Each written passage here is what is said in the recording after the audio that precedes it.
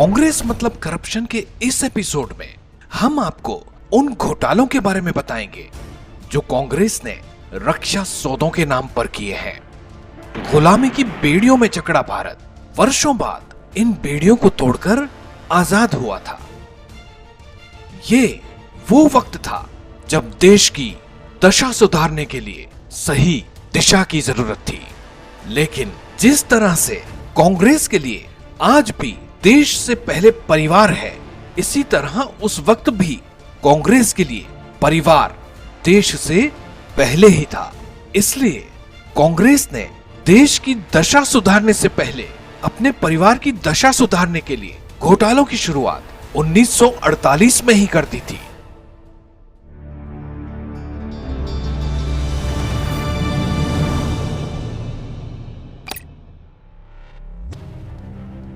England के साथ भारत ने 1500 जीप की डील साइन की थी, लेकिन भारत को सिर्फ 155 जीप मिली, जिनमें से अधिकतर तय मानकों को पूरा ही नहीं करती थी। इस घोटाले के बाद कांग्रेस का किरदार उस जानवर की तरह हो गया था जिसके मुंह को खून लग चुका था। पिता की विरासत को आगे बढ़ाते हुए नेहरू की बेटी इंदिरा गांधी ने भी घोटालों की नींव को मजबूत करने का काम किया। उसके बाद नाना और मां के भ्रष्ट आचरण की विरासत को आगे बढ़ाते हुए राजीव गांधी ने और भी बड़ा खेल करते हुए बोफोर्स तोप में घोटाला कर दिया। इस घोटाले के बाद भारत की राजनीति में भूचाल सा आ गया। 1986 में स्वीडन की एबी बोफोर्स कंपनी से भारत सरकार ने तोपें खरीदने का सौदा तय किया। कहा जाता है कि इस सौदे को पाने के लिए 64 करोड़ रुपए की दलाली दी गई थी, और ये भी कहा जाता है कि राजीव गांधी के सत्ता से बाहर जाने वाले कारणों में से ये भी एक प्रमुख कारण था। कांग्रेस सरकार जब जब सत्ता में आई, उसने अपनी भ्रष्टाचार की विरासत को आगे बढ़ाया।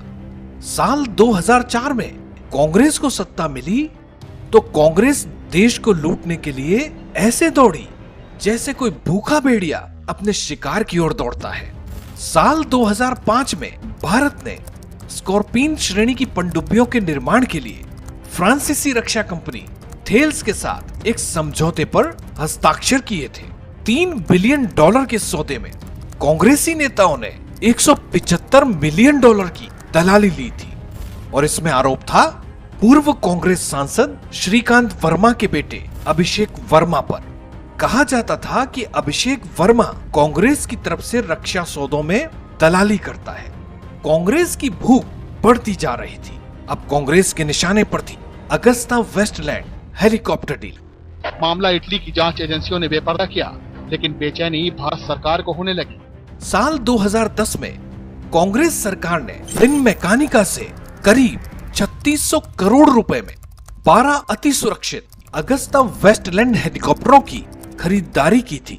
इस डील में करीब 360 करोड़ रुपए रिश्वत लेने का आरोप था। अगस्ता वेस्टलैंड डील की इटली में जांच शुरू हुई और फिनमेकानिका के सीईओ को गिरफ्तार कर लिया गया। मीडिया रिपोर्ट्स के मुताबिक इटली की अदालत में इस मामले की सुनवाई के दौरान कांग्रेस के कई नेताओं के नाम इस डील में सामने आए। अदालत में जो डॉक्यूमेंट्स पेश किए गए उनमें एक नाम था सिग्नोरा गांधी। जी हाँ, सिग्नोरा गांधी वही हैं जिनका नाम आपके दिमाग में चल रहा है। सोनिया गांधी के अलावा इस डील में पूर्व प्रधानमंत्री मनमोहन सिंह, अहमद पटेल, वीरप्पा मोइली, के.एम. नारायणन और ऑस्कर फर्नांडिस का भी नाम सामने आया था।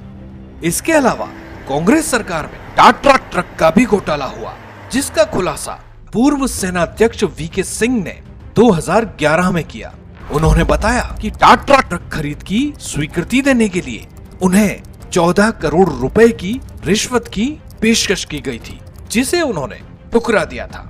इससे पहले 1986 में खरीदे गए 700 ट्रकों की गुणवत्ता और कीमत को लेकर भी सवाल उठे थे, जिन्हें कांग्रेस ने दबा दिया था।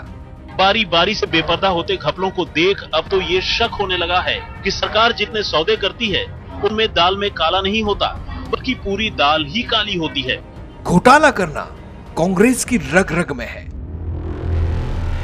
लेकिन उन मामलों में घोटाला करना जो देश की रक्षा, देश के जवानों की सुरक्षा से जुड़े हों, यह बताता है कि देश के साथ गद्दारी तो हुई है।